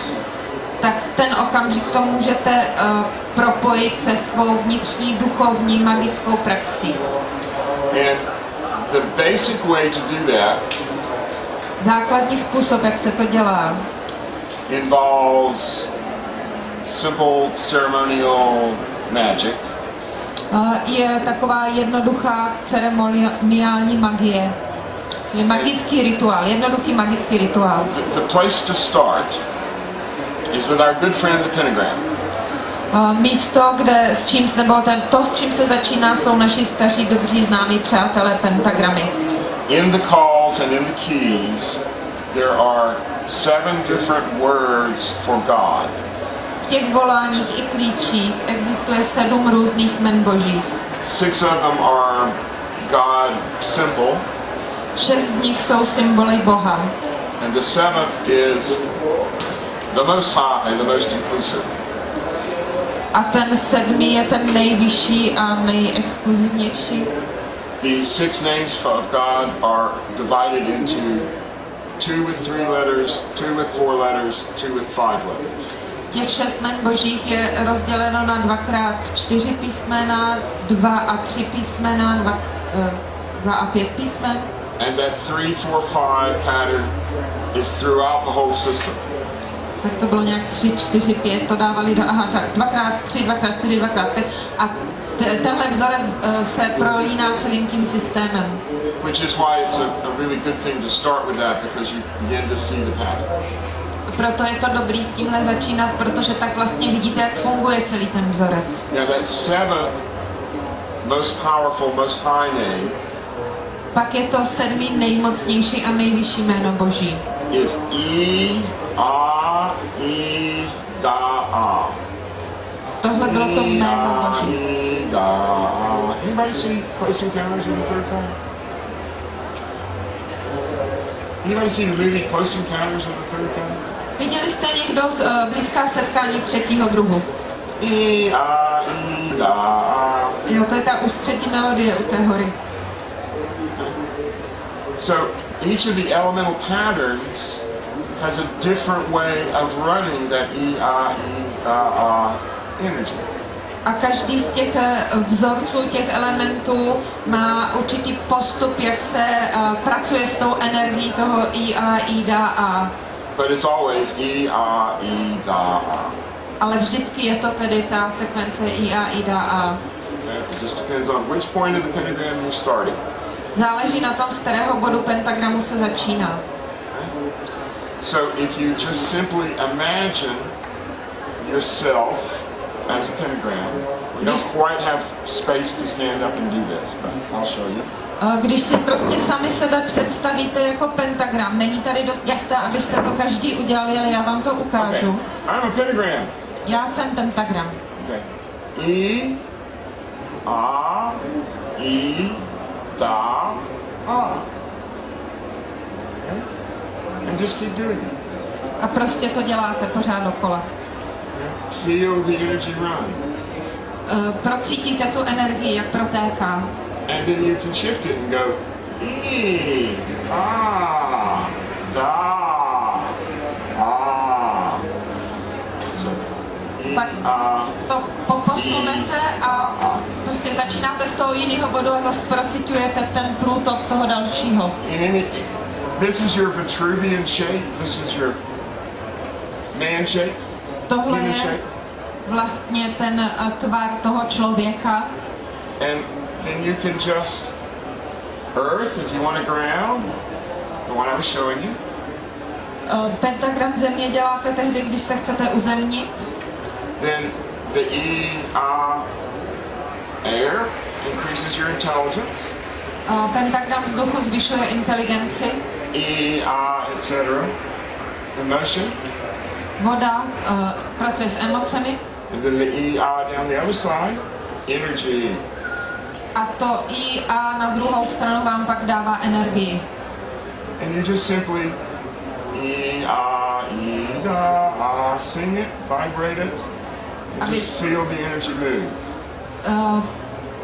Zpíváte to, vibrujete ten zvuk těch písmen při vytváření toho pentagramu a procitujete ten pohyb té energie sami v sobě. Okay, you're only using 3 Enochian letters. A to tady používáme než 3 enochiánská písmena. But as you get the pattern going, these 3 Enochian letters holographically activate the whole alphabet. Ale když se vám to podaří rozproudit, tak tyhle 3 enochiánská písmena jako hologram aktivují celou abecedu. That's why in Enochian the divine is Iada. Proto v enochiánštině to božské je Iada. That's the all, the divine. Je to všechno, je to ta božskost. Now, when you have your pentagrams nice and engraved, když si hezky vtisknete, vryjete ty svý pentagramy, there are 2 more patterns. Existují pak ještě další 2 vzorce. Remember our Magic 7. Nezapomeňte na tu magickou 7. And these balance the energies that you've just generated. Tyhle 2 pentagramy slouží k vyvážení, zrovnovážení té energie, kterou jste předtím vytvořili. Now, just to risk another mind melt. Riskneme tady ještě jednou, že se nám rozpustí mysl, mozek. When you're drawing your lines of your pentagram, a když si malujete ty linie toho pentagramu, you're tilting a 4-dimensional solid called a pentatope. Tak skládáte 4rozměrné těleso, které se nazývá pentatop. In such a way that it's intersecting with 3D to form the pentagram and the pentagon. Takovým způsobem, že dochází k intersekci s těmi 3 dimenzemi takhle, ty jednotlivé pentagramy pronikají těmi dimenzemi našeho třídimenzionálního prostoru. Each of these lines are aligning a four-dimensional structure. A každá z těch linií vlastně zapojuje to čtyřrozměrné těleso. So that when you do it very consciously, you're opening a portal between you and the fourth dimension. Takže když to děláte opravdu uvědoměle, tak otevřete bránu mezi sebou a čtvrtou dimenzí. And then the next thing to do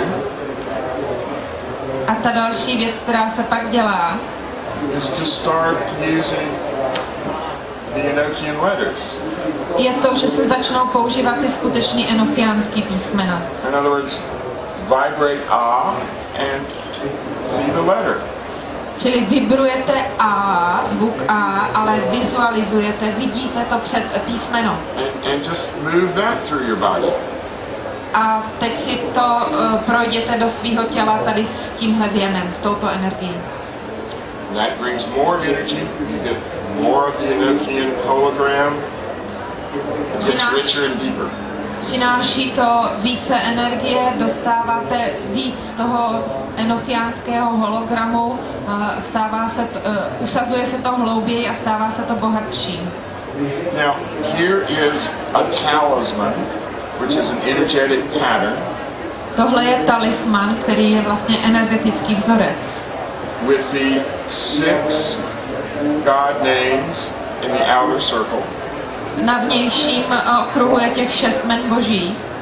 And the overlapping letters, of which there's 6, form the points of the hexagram. A ty písmena, které se překrývají v 6 bodech hexagramu. And then you have your E, A, E, Da, A.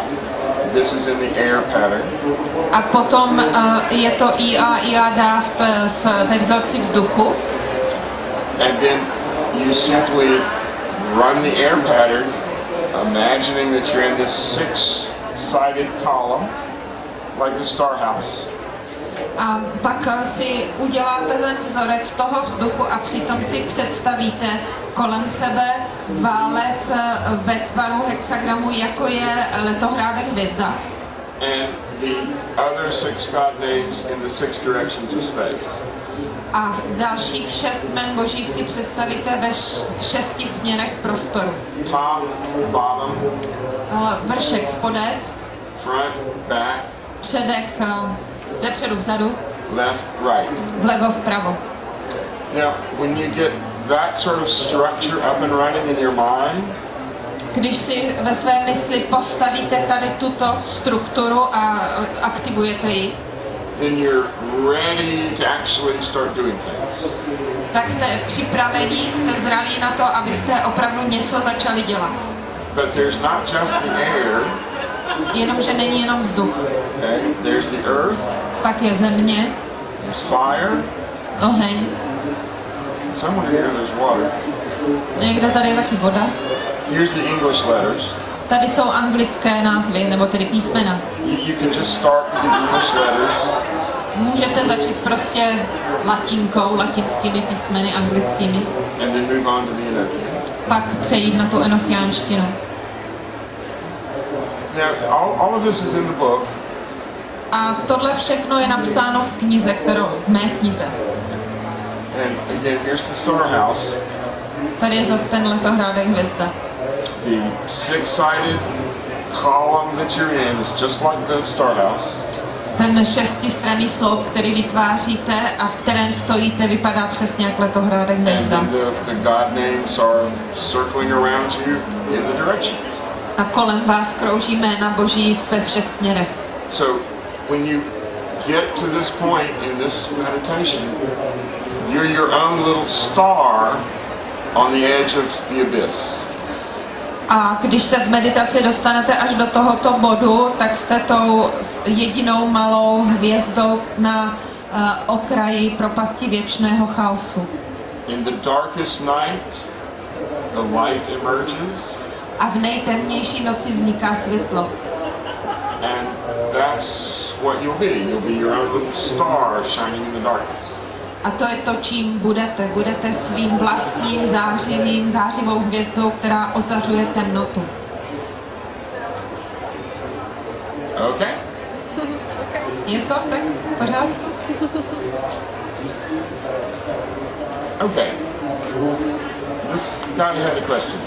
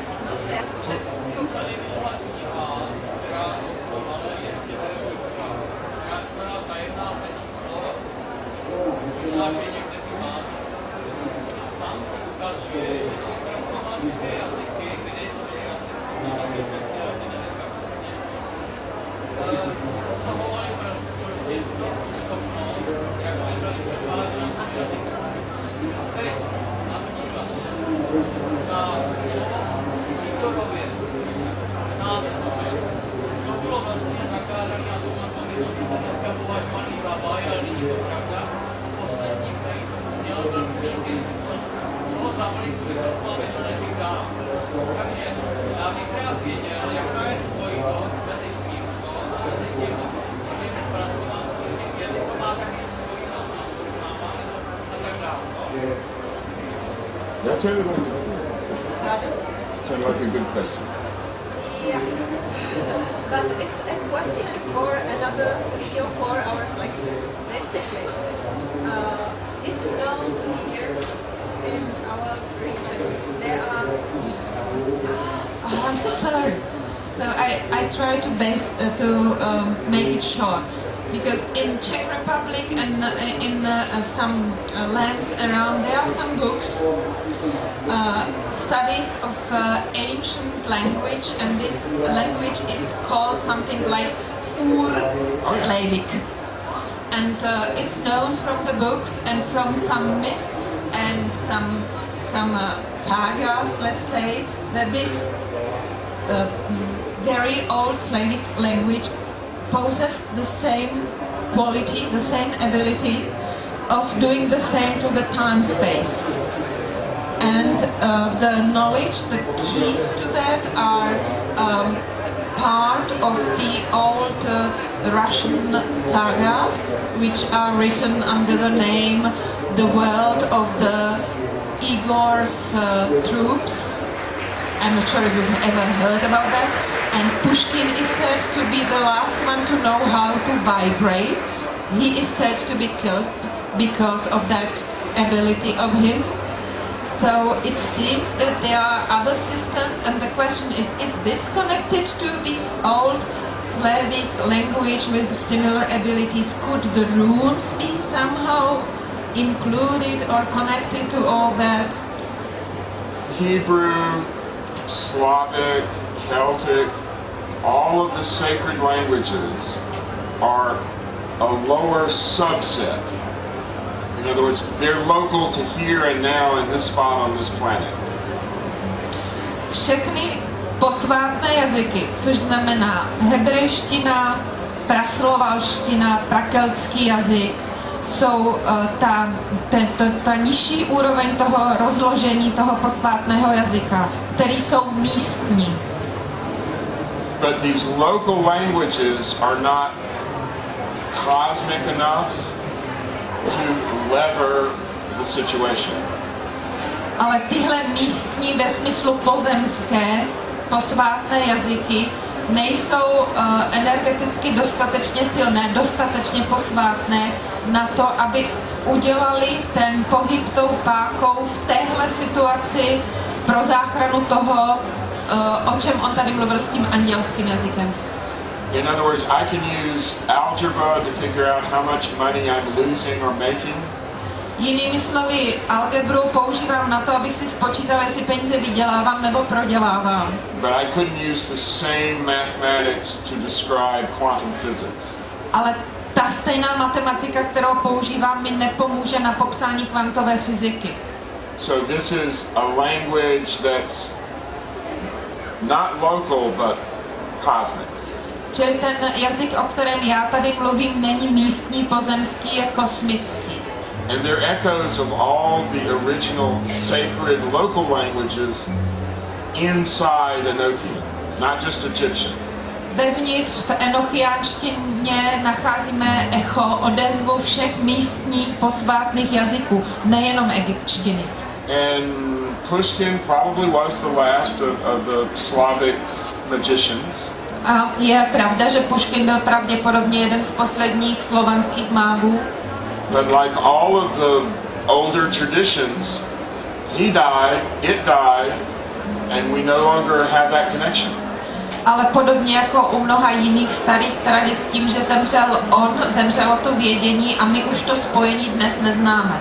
So we have to have an intervention to give us a new community, language, cosmic connection. Proto potřebujeme ten vyšší zásah, který nám dá ten společný jazyk téhle naší místní komunity, ale ve smyslu celého vesmíru. In my sort of tradition, we call those sacred languages the language of the birds. V tradici, ze které já vycházím, se tyhle jazyky nazývají jazyk ptáků. Because it was originally possible to talk directly to the world, the animals, your unconscious, my unconscious. But we've lost that. We've lost that secret. Těmito jazyky bylo původně možno promlouvat ke světu, zvířatům, vašemu podvědomí, mému podvědomí, ale my jsme tuhle schopnost ztratili. My už nevíme, jak se to dělá. Saying it's almost time for lunch. Takže to vypadá, že je čas na oběd.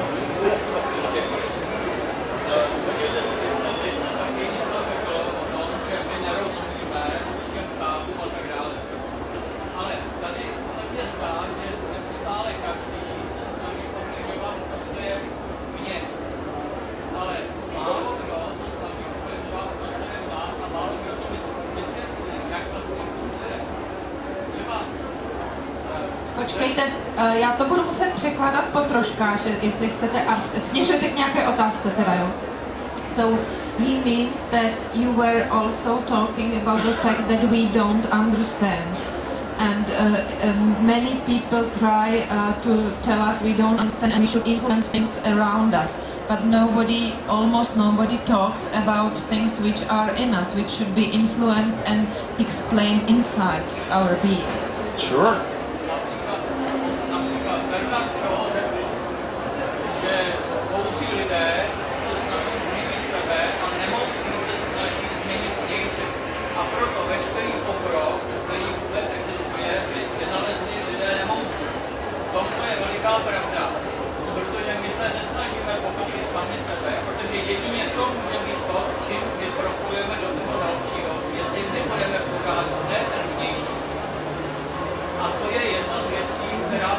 We have another question.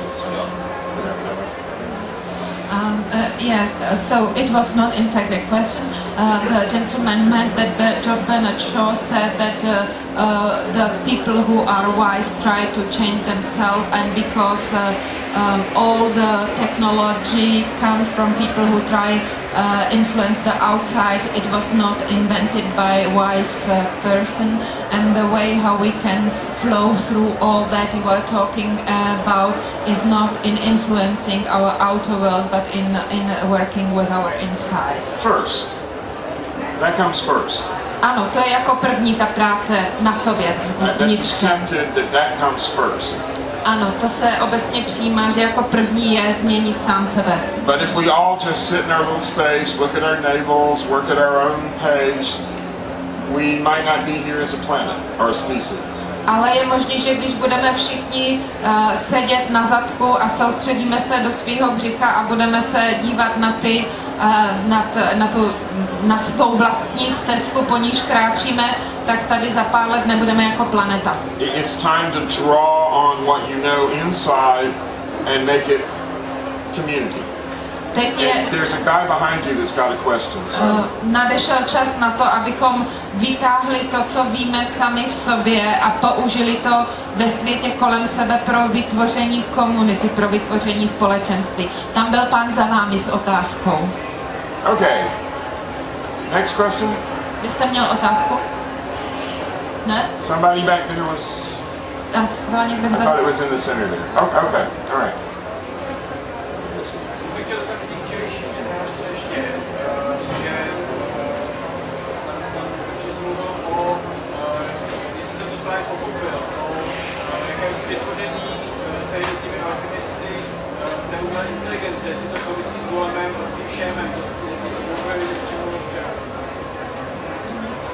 Yesterday there was a lecture and Vincent talked about creating the artificial intelligence by the magicians here in those times. So do you believe it has got any connection to the golem, to the sham, to all this history?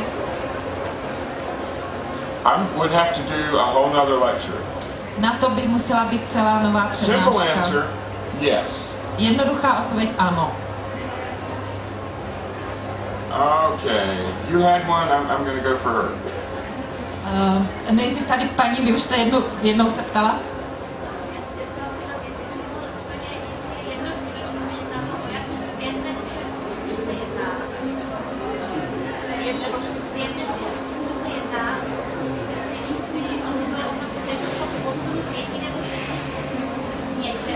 No, to je nastavení nebes, nastavení planet, postavení planet.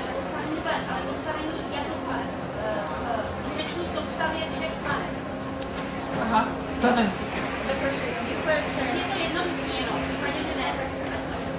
So in case there is a simple answer, the question is, you said that in the time of Dee and Kelly and Rudolph, the planets in the cardinal sign, the stars were 5 to 6 degrees off. Does it mean all the planets? No. We're not talking planets, we're talking stars. Okay, but all the stars in our sky? The sky moves backwards 1 degree every 72 years. Hvězdy na nebe se jednou za 72 let posunou o stupeň vzad. Čili jako celý, to je asi jedná se o precesi, čili je to opravdu celkový nebe. To je možná můj špatný překlad, já neznám astrologii, promiňte. Okay, I think our time is up. Já si myslím asi bohužel, že If somebody's got one really quick, simple one. možná jednu jednoduchou ještě.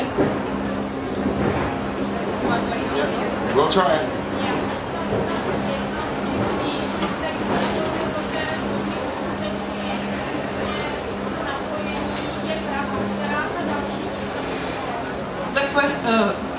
Otázka je, který další místa kromě Praha se hodí na ten posun, na ten pokus o ten posun. Which places beside Prague are those who suit well for the work you were talking about?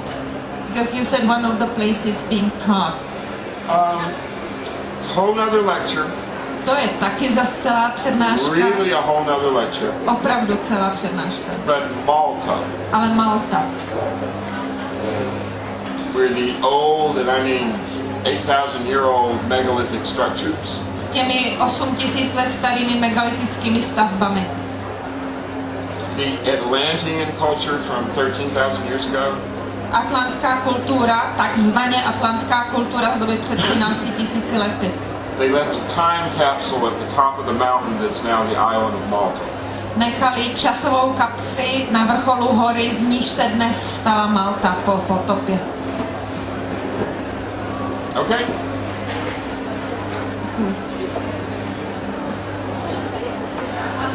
Will your book be translated? Ask her. Ask her. This is not fair.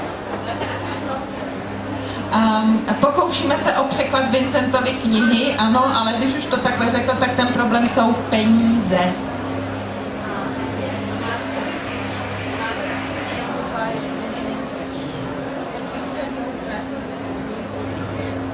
It's on lulu.com, but I didn't bring any. You only get 20 kilos on Lufthansa.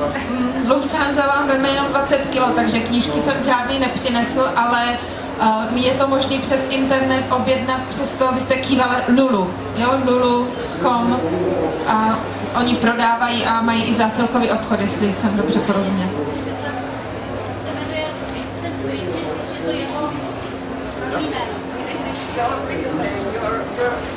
Absolutely. Ano, He je. who conquers bridges. He who conquers bridges. That's what it translates to. Jo, ten, kdo dobývá mosty, je Vincent Bridges. Vítězící mosty. On říká, že to je ten, kdo dobývá mosty. Vincente Moste. Jo, to už jsou jenom vtipy o těch, on se opravdu jmenuje Bridges. Okay, thank you.